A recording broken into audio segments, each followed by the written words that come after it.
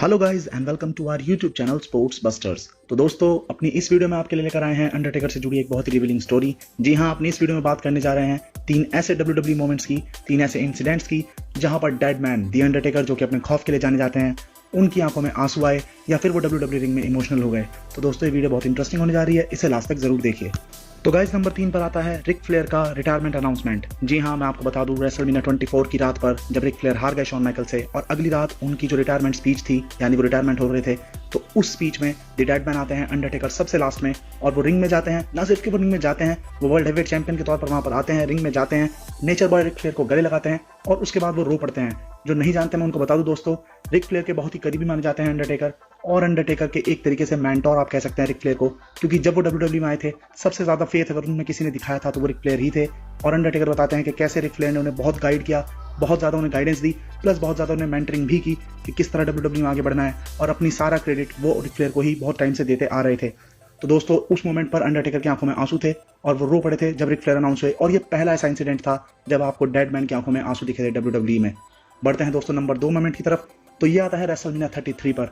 जी हाँ, आप सभी जानते हैं कि रेसलमेनिया 33 पर अंडरटेकर एक बुरी फिजिक में लड़े थे, यानी वो बुरी हालत में थे, लेकिन उसके बावजूद वो लड़ने आए और उन्होंने Roman Reigns, the big dog Roman Reigns के साथ मैच लड़ा। ना सिर्फ के मैच लड़ा, 25 से 26 मिनट चले इस मैच में, उन्होंने 3-4 स्पीयर खाए, एक दो बार उन्होंने टॉमस्टोन पाइल ड्राइवर भी लगाया, लेकिन उसके बाद अंडरटेकर हार गए।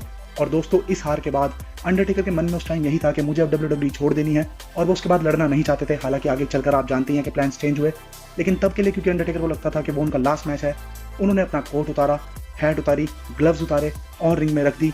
इसके बाद वो अपनी वाइफ मिशेल मैककूल को किस करते हैं और वो रोते रोते रैंप पर जा रहे होते हैं। अंडरटेकर दोस्तों उस दिन सबसे ज्यादा इमोशनल अगर कभी नजर आए तो उसी दिन नजर आए।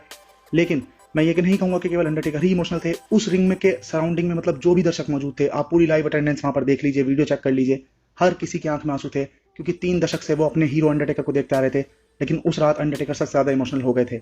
अब बढ़ते हैं दोस्तों नंबर 1 मोमेंट की तरफ, और आप सभी जानते हैं कि ये मोमेंट क्या हो सकता है। ये था एंड ऑफ द स्ट्रीक।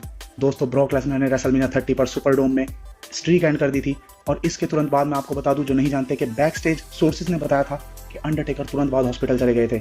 जी हाँ, अंडरटेकर मतलब कोई बहुत ज्यादा चोटिल नहीं हुए थे, लेकिन उनका बीपी इतना हाई हो गया था, उनको इतनी टेंशन हो गई थी ये मैच हारने के बाद, जब वो बैक स्टेज गए, सब उनके लिए ताली बजा रहे थे, और माहौल कुछ ऐसा था, इतना इमोशनल था कि अंडरटेकर हॉस्पिटल में एडमिट हुए थे, और उनके ठीक पीछे पीछे विंसेंट केनेडी मैकमैन भी चले गए थे।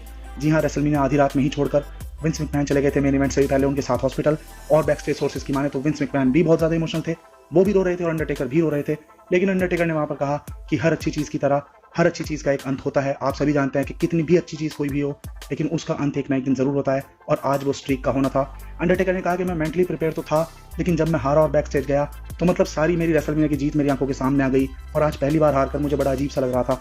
और उनका जो ब्लड प्रेशर था वो अचानक से दोस्तों बहुत बढ़ गया था, और उनको चक्कर भी आने लगे थे, वो गिर गए थे, और वो बहुत ज्यादा फूट फूट कर रोए बैक स्टेज सोर्सेज की माने तो। और वो रिंग में भी आप एक आंसू उनकी आंख में देख सकते हैं जब वोट कर जा रहे होते हैं। तो गाइज, यही थे अंडरटेकर के 3 सबसे ज्यादा इमोशनल मोमेंट्स। आई होप ये वीडियो आपको पसंद आई हो। इसके अलावा अंडरटेकर से जुड़ी कोई भी स्टोरी आप जानना चाहते हैं तो हमें कमेंट सेक्शन में जाकर बताइए। फिलहाल के लिए इस वीडियो में इतना ही दोस्तों, आज के लिए आप हमें दीजिए इजाजत।